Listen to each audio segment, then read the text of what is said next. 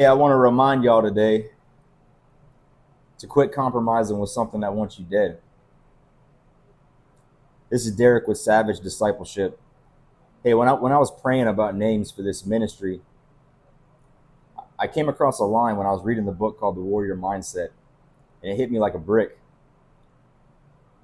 And that quote said that if you want to survive a physical attack, then you should not meet that attack with anything less than an uncompromised burst of savage violence. That's physical combat language. But instantly, it made me think about spiritual combat as well. How we cannot treat sin like a pet. You can't give it a room in your house. You can't manage it. If it desires to kill you, why would you let it stick around? In Genesis chapter 4, verse 7, God was speaking to Cain, and he says, sin is crouching at the door, and its desire is for you. Cain let the resentment live in his heart, and it grew just exactly the way James chapter 1, verse 15 says. Desire conceives, gives birth to sin, and sin, when it's full grown, brings forth death. Cain didn't just struggle with sin.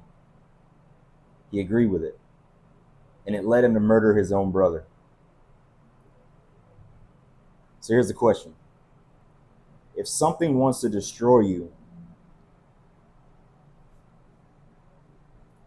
why are you negotiating with it? And we also look at Jesus's language. Because over history, people like to paint the picture like Jesus was some emaciated, soft little man. He was not. He was a first century construction worker.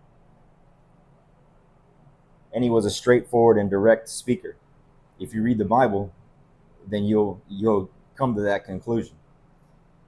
But Jesus wasn't soft about discipleship. In Luke chapter 14, verse 26, he says, you must even hate your own life if you want to follow him. In John chapter 6, verse 53, he says, unless you eat his flesh and drink his blood, you have no life in you. And in Matthew 11:12, Jesus says that the kingdom of heaven suffers violence, and the violent take it by force. That's not penny loafer, chai latte Christianity. That's straight war. I once heard the late and great Vodi Bakum say, if you have a problem with combat language, you have a problem with God.